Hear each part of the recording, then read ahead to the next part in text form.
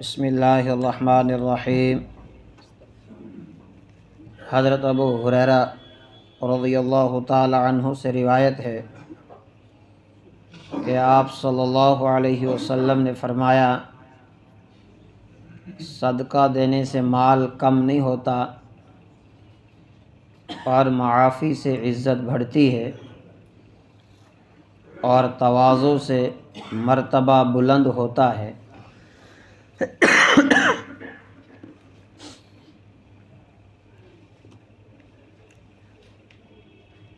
لوگوں کو معاف کرنا، درگزر کرنا، اس عنوان کے تحت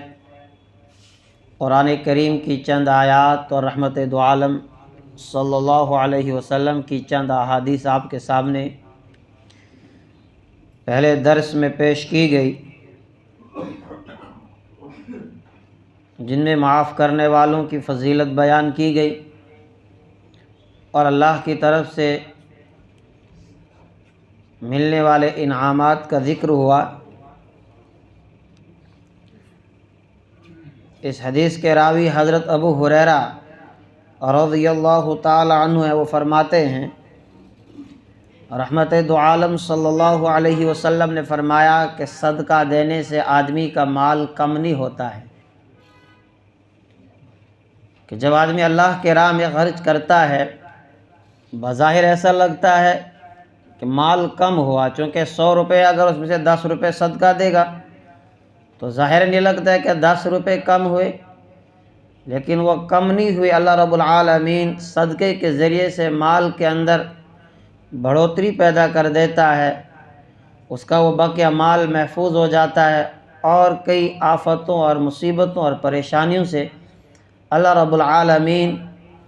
اس بندے کو محفوظ کر لیتا ہے۔ وہ کام جو اس کا 100 روپے میں ہونا تھا، اللہ تعالیٰ 50 میں اس کا وہ بنا دیتا ہے، تو اس مال میں برکت آ جاتی ہے۔ قرآن کریم کے اندر فرمایا گیا کہ جب انسان صدقہ دیتا ہے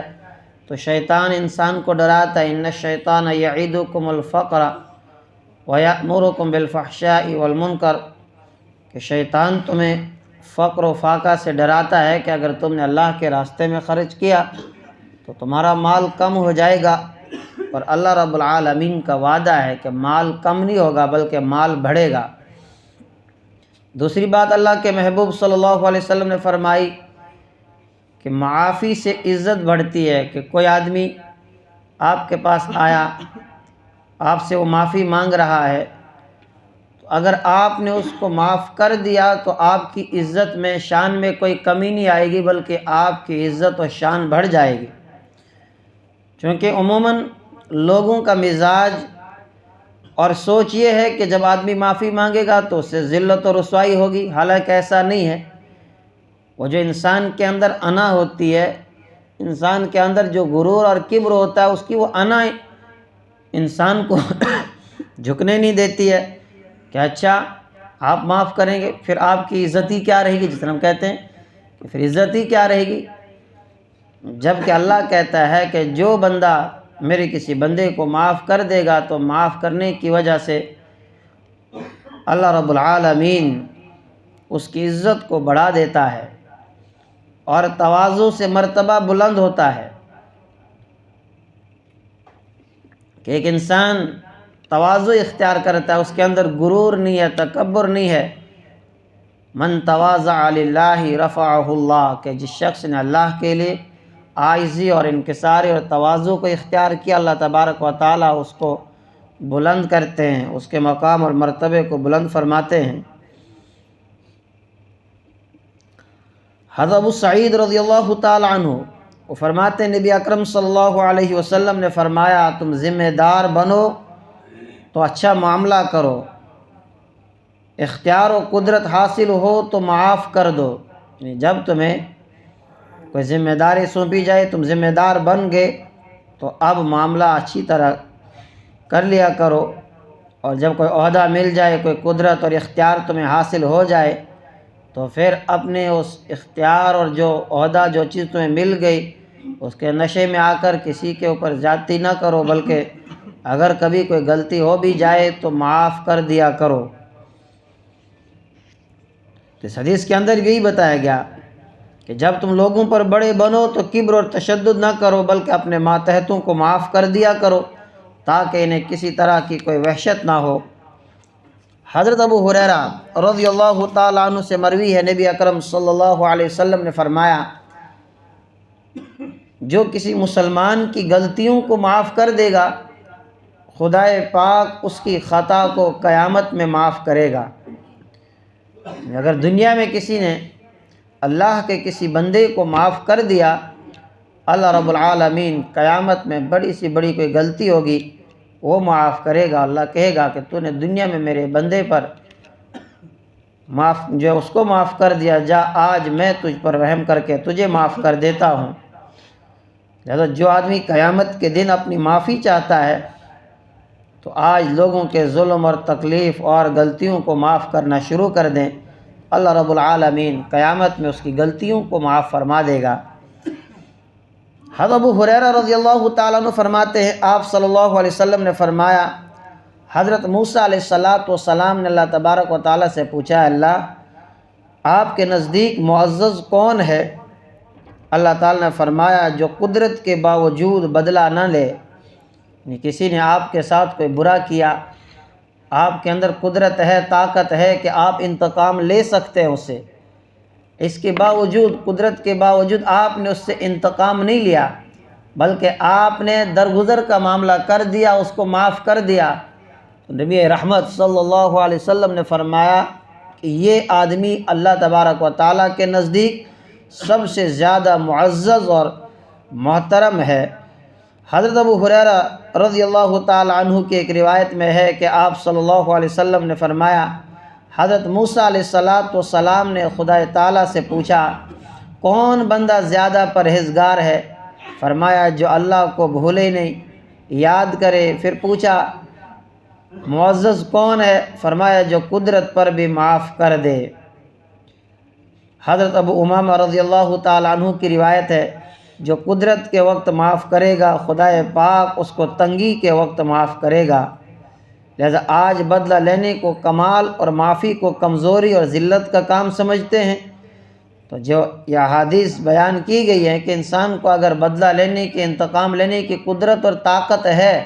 اس کے باوجود بھی وہ اگلے کو معاف کر رہا ہے، تو اللہ رب العالمین کے یہاں وہ معزز اور مکرم ہے۔ اور معاف کرنے سے نبی اکرم صلی اللہ علیہ وسلم نے فرمایا کہ جب تم معاف کرو گے تو معاف کیا کرو، اس سے تمہارے درمیان کینہ ختم ہو جائے گا، کہ جب ہم معاف کریں گے تو مخالفتیں ختم ہو جائیں گی، پھر آپس میں جو کینہ، حسد، بغض اور عناد بڑھتا رہتا ہے تو وہ کینہ، بغض اور عناد بھی ختم ہوتا جائے گا۔ حضرت عبداللہ ابن عمر رضی اللہ تعالیٰ عنہ بیان کرتے ہیں کہ آپ صلی اللہ علیہ وسلم کے پاس ایک شخص آیا اور کہا، اللہ کے رسول صلی اللہ علیہ وسلم، فلاں نے مجھے مارا اور گالی دی، اگر میں خدا اور رسول پر ایمان نہ لاتا تو مجھ سے زیادہ ہاتھ اور زبان والا نہ پاتا، یعنی اس کو میں خوب مارتا اور گالی دیتا۔ آپ صلی اللہ علیہ وسلم نے فرمایا، تم نے کیا کہا؟ اس نے دوبارہ یہی کہا، تو آپ صلی اللہ علیہ وسلم نے فرمایا، جس سے مارا جائے یا گالی دی جائے اور وہ صبر کرے تو اللہ پاک اس کی عزت بڑھاتا ہے، معاف کرو گے اللہ تبارک و تعالی معاف کرے گا۔ یعنی انہوں نے کہا کہ میں بھی گالی دے سکتا تھا، میں بھی مار سکتا تھا، لیکن میں نے نہیں مارا بلکہ معاف کر دیا، تو اللہ کے محبوب صلی اللہ علیہ وسلم نے فرمایا کہ جس نے صبر کیا اللہ تبارک و تعالی اس کی عزت کو بڑھا دے گا۔ تو یعنی یہ بھی معاف کرنے پر اللہ رب العالمین نے انسان کے لیے اتنا بڑا انعام رکھا ہے کہ معاف کرنے کا صلہ ملے گا۔ لیکن پرسوں بھی بات آئی تھی، میں نے کہا تھا کہ اگر معاف کرنے سے، صبر کرنے سے مجرم کی جرت بڑھتی ہی جا رہی ہو اور وہ اگلے کو بزدل سمجھے، ایک مرتبہ اس نے جرم کیا، آپ نے صبر کیا،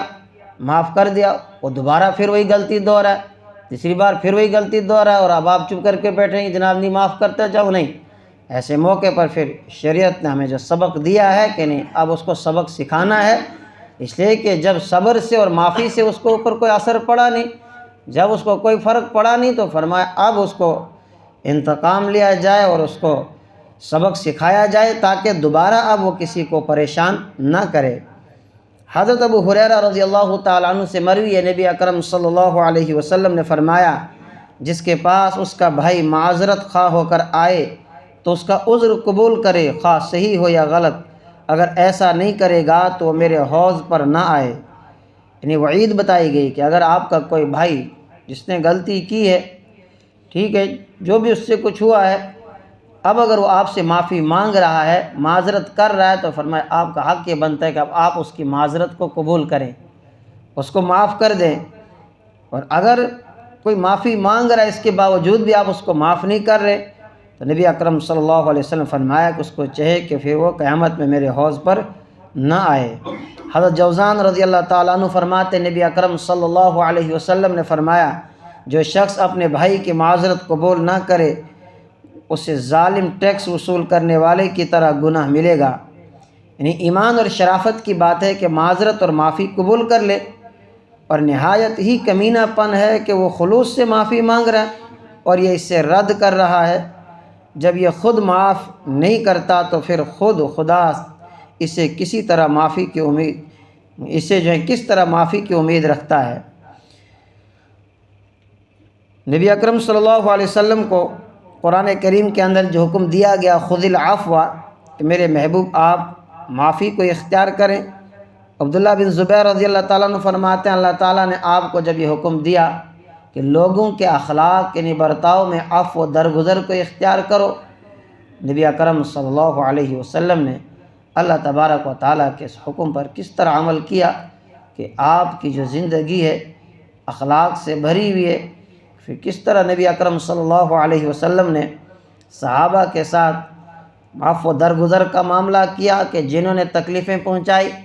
اور کتنی سخت تکلیفیں آپ کو پہنچائی گئی، آپ سے زیادہ کسی اور کو تکلیفیں نہیں دی گئی ہیں، لیکن آپ نے انتقام نہیں لیا بلکہ آپ نے ہمیشہ عفو درگزر کا معاملہ کیا ہے۔ ہاں، جہاں پانی سر سے اوپر چڑھ گیا، جب ابو جہل اور عتبہ جیسے ظالم باز نہیں آئے، پھر اللہ کے محبوب صلی اللہ علیہ وسلم نے بدر میں انہیں سبق بھی سکھایا، اور وہ بھی اللہ ہی کی طرف سے حکم ملا تھا۔ جب تک مکہ میں رہے 13 سال تک کیا کہا گیا؟ الم تر الی الذین قیل لهم کفوا ایدیکم واقیموا الصلاۃ وآتوا الزکاۃ، جب تک مکہ میں تھے کہ اپنے ہاتھوں کو روکے رکھو، یہ ظلم کر رہے انہیں ظلم کرنے دو، کوئی بات نہیں، تم درگزر کرتے جاؤ، سہتے جاؤ ان کے ظلم، نماز پڑھتے جاؤ، زکوٰۃ دیتے رہو۔ 13 سال اسی طرح گزر گئے، یہاں تک کہ مکہ چھوڑا، مدینہ چلے گئے، اس کے باوجود بھی ظالم باز نہ آئے، وہاں بھی یہ پریشان کرنے کے تگ و دو کرتے رہے کہ کب موقع ملے مسلمانوں کو پریشان کریں، اور کبھی نہ کبھی کوئی نہ کوئی چال چلتے تھے، اور پھر اللہ کی طرف سے حکم آیا، اذن للذین یقاتلون بانہم ظلموا وان اللہ علی نصرہم لقدیر، کہ اب اجازت مل چکی ہے کہ اب اگر یہ تمہارے ساتھ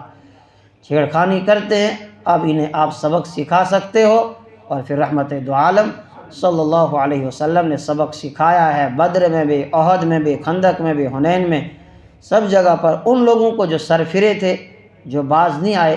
اور جو معاف کرنے سے سدھر گئے، اور ان لوگوں نے پھر رحمت دو عالم صلی اللہ علیہ وسلم کو